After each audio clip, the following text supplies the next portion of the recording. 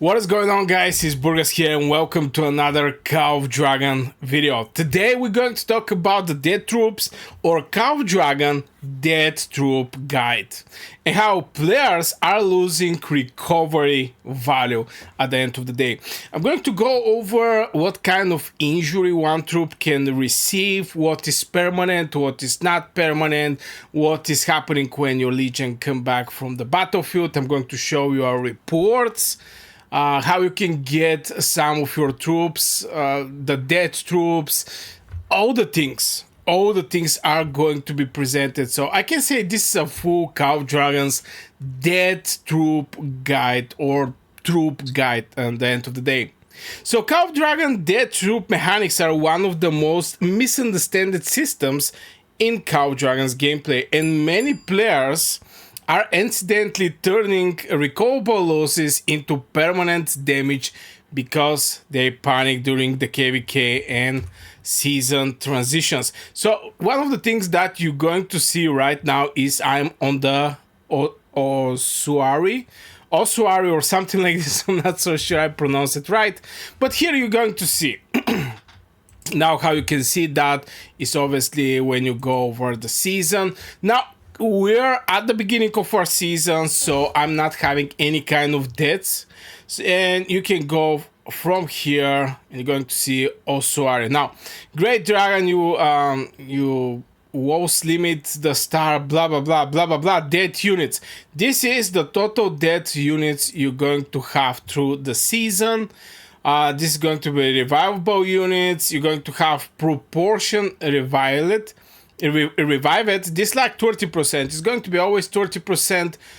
The other 20% you can receive is going to be from your season policy. Don't forget to actually do that. And you're looking for buried bones. It should be somewhere here. I don't know, where is this thing? Where is this thing? Okay. What of Gorus? The Legion deals 7% more. Oh my god, we're going to also talk about the policies. But yeah, this is the buried bones. Oh my god, they make it purple and normally it's like blue one. From here, you're going to see proportion of units revived can go up to 20%. So 20% with 30% is going to be 50%. Now, currently, we're talking about the deaths.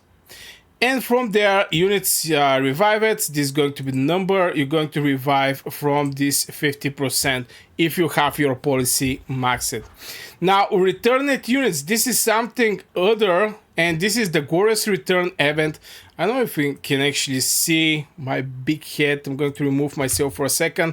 The Gorus return event, at the end of the season, the last 7 days during this time, you can return seals to revive up to 90% of the units in your Ossuary. So this is 90% from what is left under the 50% proportion that you're going to revive.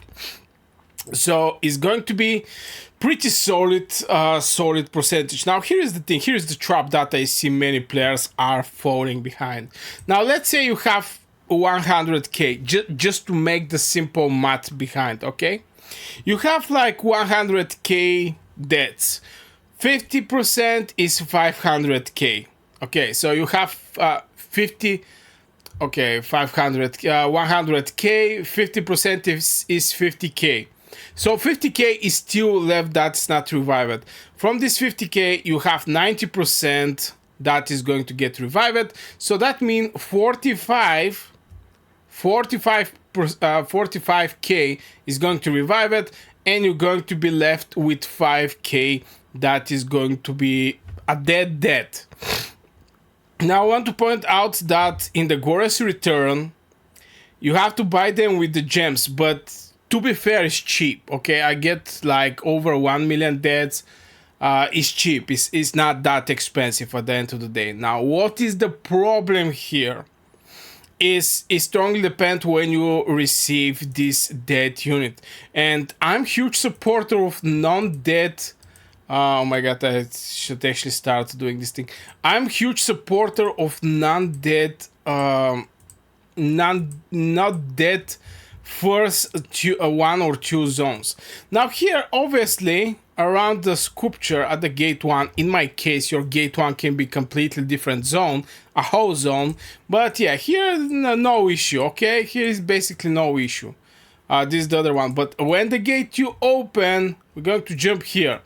So there is a gate 2 and there is a gate 3.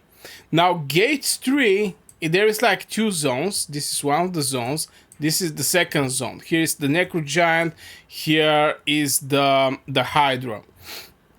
So in this zone, if you go full rally way of playing, something that I actually see a lot of alliances are doing. If you go full rally play there, you're going to feel all the Ossuary with deaths.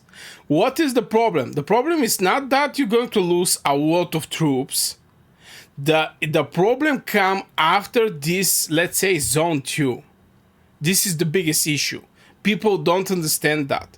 And the alliance leaders also don't understand that. The majority of them. They think, oh my god, look at these troops, you can easily buy them back. That's correct. But in same time, if you feel here with the dead troops, it's going to immediately hit your hospitals. That means you're going to have less elixir production. This is going to be an issue. You're going to have less troops because you have dead troops. You're going to buy these dead troops, but right now they're walked, you know? You cannot buy your dead troops at the middle of the season. So you have dead troops, in the same time you have less elixir, because the elixir production is based on your alive troops that are in the hospital or not in the hospital in general. Here we're not counting the dead troops. This is something like a tips and trick I'm giving you. I'm going to, through the video, I'm going to give you a lot of tips and tricks over the gameplay and how I'm playing. So yeah, this is one of the tips and tricks I can give you is try to not fill your Ossuary at the zone 2. At the zone 3, maybe I can say it should be nice to go there full. But yeah, those Bastion fights is draining your power, and at the final zone you're going to have nothing. On the other side, if there is a dominant one alliance that basically get everything, this alliance is going to have less dead troops. That means if you get a lot of dead troops in these 2 zones, you're going to have less troops fighting for the final zone. I think this is the issue, and I hope more and more people actually understand that. But anyway, let's talk about the dead troops. Now, how you can get dead troops is in many different ways. Somebody swarm your castle. This is one of the ways. The other way is you attack somebody castle. You attack some gate with enemy troops inside. You attack Bastion. This is going to generate you dead troops. And other way around. You're inside defending in the gate. You're inside defending in the Bastion. Is going to generate you deaths. Also, I'm expecting from the policy here to also have something like this. This is what of Gorus. When both sides of the battle have policy enabled at 2% of both sides, severely wounded will die instead. Units will die instead of going to Ossuary. It's going to die and it's not going to go there. Oh my god, this is crazy. What of Gorus. But anyway, you're going to receive deaths by this type of ways. Still, this game didn't, you know, let us getting dead troops. Like, for example, fighting in the open fights. The majority of the other games is just going to, for example, you strike somebody who is here, somebody legion, you're going to receive deaths, the enemy is going to receive deaths, and yara.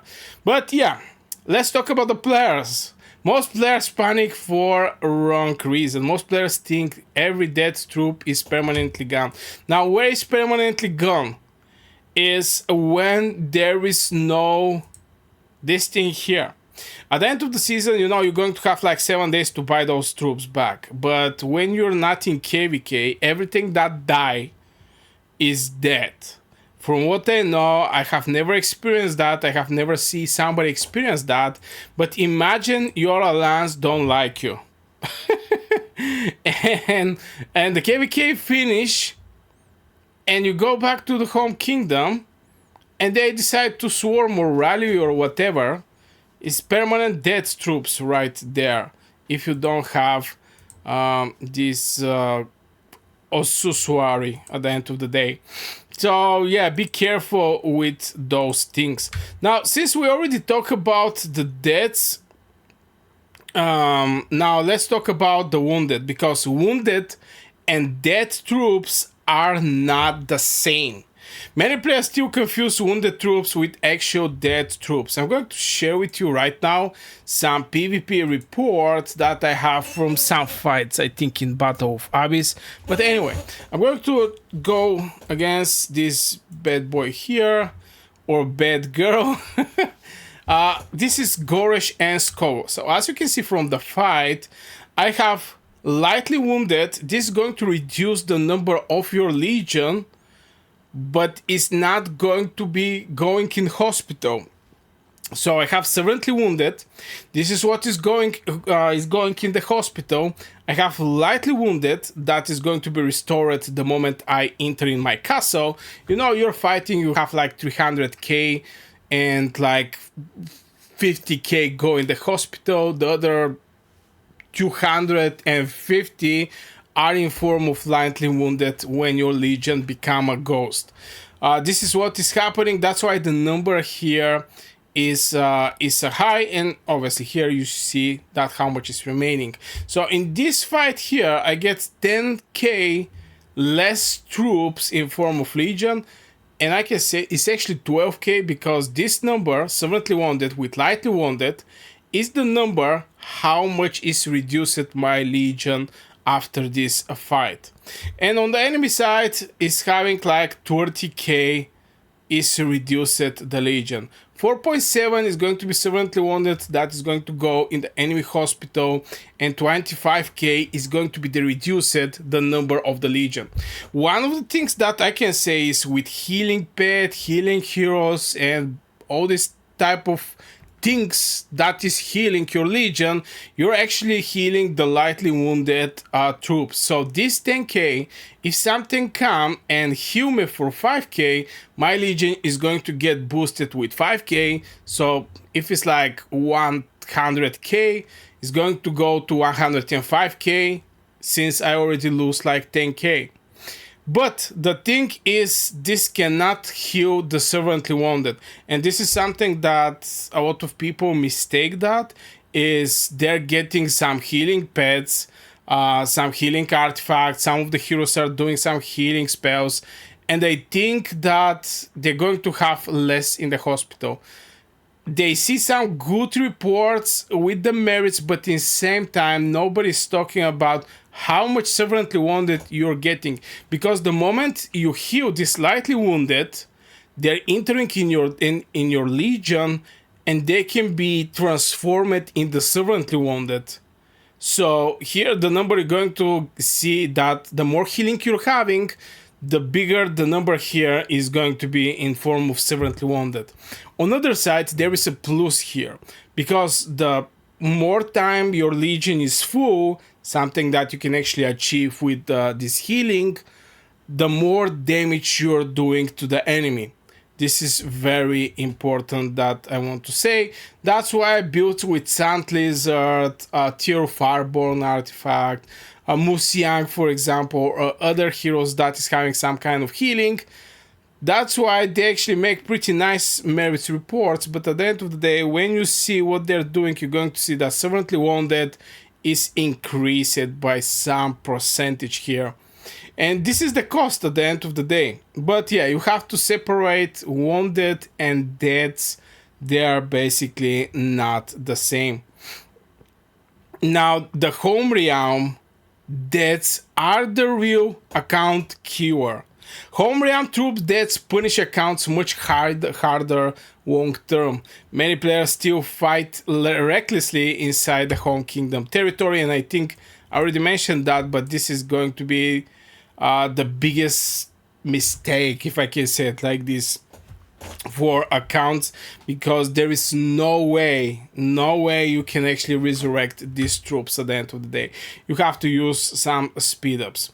Now let's talk about some confusion, and this is Ossuary. Confusion destroys players' decisions. Players constantly misunderstand how Ossuary percentage actually work. I think we covered that. I'm just taking some of the people questions and I'm trying to answer them in this video. Something recovery happens instantly after returning home. This is not right, and this is the biggest trap you can go in, is getting big amount of your troops here. You're going to get like 95% from the dead troops here, but you're not going to be able to play with these troops till the end of the season. In same time, your elixir production is going to get reduced. But this is not the normal player's decision, okay? This is your alliance leaders and the leadership of your alliance or kingdom. They have to think about this. It's not you. But you can play smart at the end of the day and have some troops for the final zone, not everything to be dead. Yeah, you can buy it at the end of the season, but this is not the correct way of playing. Some bad kingdoms are forcing terrible troop traits. This is something else that I want to talk about, and believe it or not, I was in this type of kingdoms. Where, for example, where rally some Bastion. This Bastion is very deep inside in the enemy zone. There is a choke point there. It was absolutely horrible to actually rally this Bastion. But we actually go and try to rally this Bastion, and we get some crazy bad traits. It was hard to reinforce this this rally and etc. It was just horrible. At least I didn't face bad commanders and pets and artifacts at the end of the day. And yeah, I want to say something else. Players overvalue fighting all the time. Constant fight does not automatically mean strong contribution. Some players quietly feed enemy merits every single battle. High level players choose effective traits instead of emotional aggression. And yeah, I can say that fighting non-stop, having some crazy healing, because here is the thing, I'm going to show you guys what I did previous season.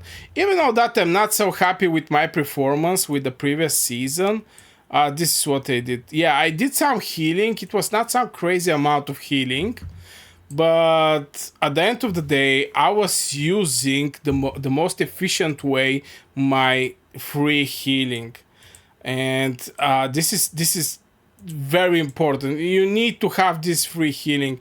Now there's going to be some villages you can get. I'm not quite sure. We have some villages. Yeah, it's like 3 elixir capacity, healing mana cost. This is crazy good, especially for Krakens. Minus 5% mana healing mana cost. That's crazy. And capacity limit. At least the game understand that we actually care about this type of villages, and we don't care about this 5% or 1% more hero experience. Brother, nobody's caring about this. But anyway, I don't want to make this video more longer.